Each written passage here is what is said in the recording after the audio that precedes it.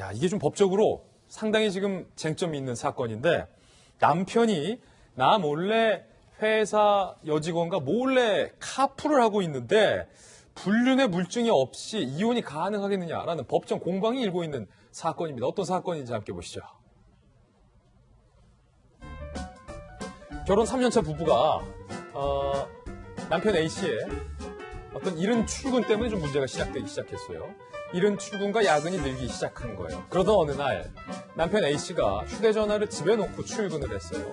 전화벨이 울려도 받지 않자 약 2분 후에 남편의 휴대전화에 이런 메시지가 도착합니다. 과장님 하트. 이 하트가 굉장히 기분 나쁘죠? 근데 하트가 하나가 아니에요. 오늘은 믹스커피 마시고 싶어요? 하트. 하트가 지금 수미상관. 처음과 끝에 붙었다는 거예요. 이거를 아내가 본 겁니다. 이 문자를 보자마자 남편이 훌레벌떡 집으로 뛰어들어와서 굉장히 어색하게 얘기합니다. 휴대전화에 누가 하네? 하하하. 다시 갔어요. 출근했어요. 근데 그날 저녁 남편이요 수상한 행동을 한 거예요. 평소와 다르게. 이거 조심해요 남자들. 평소와 다르게 안 하던 짓을 합니다. 요즘 바쁘다고 내가 좀 못 챙겨줬지 미안해. 음식을 잔뜩 싸들고 일찍 퇴근했다는 거예요. 그러자 아내는 의심이 확신을 하게 되죠. 아내가 물어봅니다. 그 여자 왜 하트를 붙이면서 연락하느냐라고 묻자 남편은 원래 그 여직원이 애교가 많아서 나뿐만 아니라 온 회사 사람들 모두에게 하트를 붙인다. 이게 해명입니까? 온 회사 사람에게 하트를 붙인다. 라고 얘기합니다. 그러자 아내가 아내는 검사 같아요. 그럼 믹스커피는? 남편이 당황하기 시작하죠.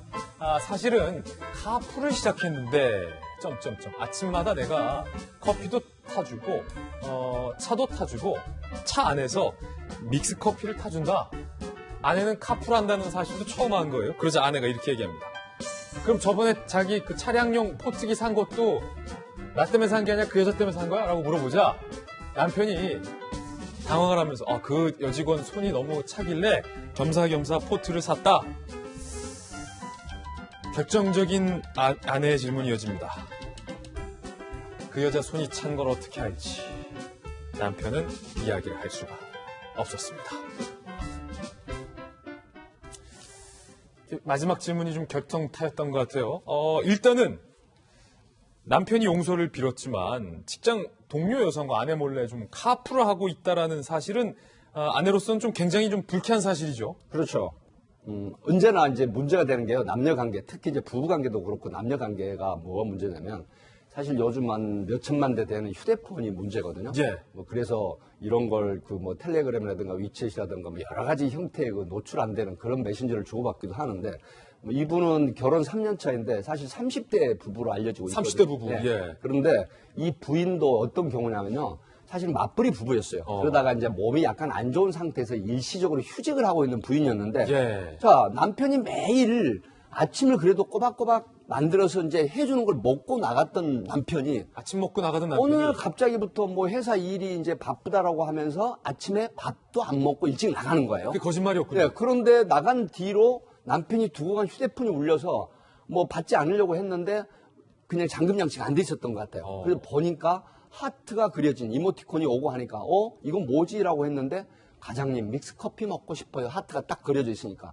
부인은 또 촉이 얼마나 빠릅니까? 예. 그러니까 이건 문제가 있다라고 했는데 그날 저녁에 사실은 자진해서 맛있는 것도 사가지고 이제 여러 가지 해명을 했지만 결국 받아들여지지 않은 이런 형태인데요.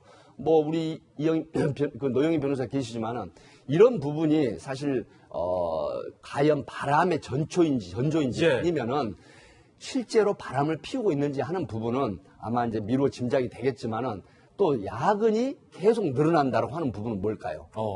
이거는 분명히 촉이 좀 빠른, 감이 빠른 부인들은 이제 이거 뭔가 문제가 있고 카풀을 한다는 해명을 하는 그 여성과의 데이트 시간을 좀 갖는 게 아닌가 하는 의심을 사기에 충분한 그런 거죠. 여기서 이제 법적인 쟁점으로 넘어가는데 노 변호사님, 불륜에 대한 명확한 물증은 지금 없는 상황이에요. 물증이 없는데 이혼 사유가 되느냐? 되죠. 아, 된다. 네. 이것만으로도. 이 정도는 제가 보기엔 충분히 남편이 스스로 자백을 하고 있는 것 같아요. 손이 차니 안 하는 그 질문 때문인가요? 거기에 아까부터 꽂히신 것 같은데. 예. 기본적으로 이 남편이 참 어리석은 게 이 남편은 그렇게 치밀한 사람이 아닌 것 같아요. 여러 가지 정황을 살펴보게 되면. 그러면 이럴 때는 동성하고 카풀을 해야지 이성하고 카풀하면 매우 위험합니다. 그리고 두 번째로는 왜 차까지 태워주면서 사실은 차 태워주는 값을 받아도 모자랄 판에 커피까지 자기가 무슨 율무차까지 타주고 그럽니까? 예. 그게 더 기분 나쁘죠, 여자 입장에서는. 그리고 세 번째로는 걸려도 평소랑 똑같이 행동해야 됩니다. 걸렸다라고 해서 본인이 더 잘해주면 절대 안 됩니다. 예. 근데 이 역부문다. 남성분은 절대 앞으로도 걸릴 것 같아요. 만약에 정말 또 잘못 시작하니까 예. 하지 마십시오. 그리고 더 중요한 거는요, 이혼 소송할 때 이제 이 정도 사유가 사실은 그 부정행위를 한 것으로 인정이 되느냐. 예. 예전보다 이 부정행위 인정의 범위가 좀 커졌어요. 넓어졌어요. 예전에 간통죄가 있을 때는 오히려 그런 거에 해당이 된다고 얘기가 되어야지만 인정이 되는데 요즘에는 그것까지 가지 않기 때문에 남편에 대해서 부인이 불쾌하거나 기분 나쁘거나 정신적 고통을 받았다는 것만 인정이 되면 사실 이혼 사유로 충분히 되거든요. 이혼 사유가 제가 된다. 하나 부인에게 팁을 드리면 예. 지금 그 슬프다고 하는 것을 인터넷에 올린 것을 제가 알고 있는데 네. 이거를 아예 정신과 의사하고 상담을 하십시오. 정신과 의사 선생님한테 가셔가지고 남편의 이러이러한 행동 때문에 본인이 얼마나 슬프고 힘들었는지를 구체적이고 자세하게 기술을 하시고요. 그것을 진료기록부에 반드시 적을 수 있게끔 좀 해달라고 하시고 또 약도 처방받아서 반드시 이걸 좀 드시면 좋겠습니다. 왜냐하면 예. 그렇게 하는 것이 본인이 정신적으로 나 고통받아서 이렇게 말하는 것하고 다르게 다른 차원이다. 훨씬 더 구체적이고 객관적이고 과학적으로 입증이 되는 게 되거든요. 왜냐하면 의사 선생님이 해주잖아요. 그러니까 그런 거를 반드시 입증 자료로 첨부하시고 이 남편의 특히 말 같은 거 녹취하셔가지고 다 제공하시고 그리고 남편이 손이 발에되게 싹 다 불면 좀 생각해 보시고 용서도 좀 해주시고. 예. 물증이 없어도 이혼 사유가 된다는 건데 요 사건 이후에 지금 남편의 소식도 좀 취재가 됐나요? 백장? 네, 그 부인이 이런 얘기를 했습니다. 지금 당신과 대화를 하고 싶지 않다라고 해서 집을 나가라라고 요구를 해버립니다. 네. 그러니까 남편이 자기 집이죠, 원래 친정, 그러니까 시댁이죠. 부인의 입장에서 본가, 봤을 때. 본가. 그래서 본가에 가서 석고대죄가 뭡니까? 예. 거적을 깔고 자기가 저지른 죄에 대해서 벌을 거죠. 받기를 청한다 이런 거지 않습니까? 그래서 석고대죄 형태를 하고 있는지 안 하고 있는지는 모르지만 이 부인이 올린 후기가 또 가슴을 좀 아프게 해요. 어떤 거냐면 남편은 아직 사랑하는 것 같다.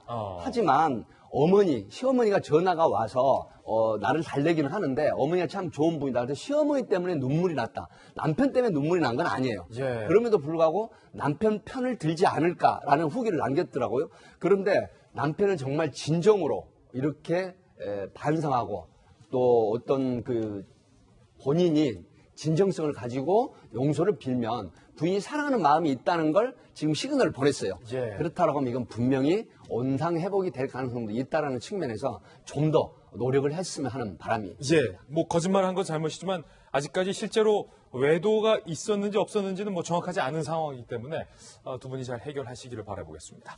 취수첩 Y 명쾌하게 해결해 봤습니다. 감사합니다.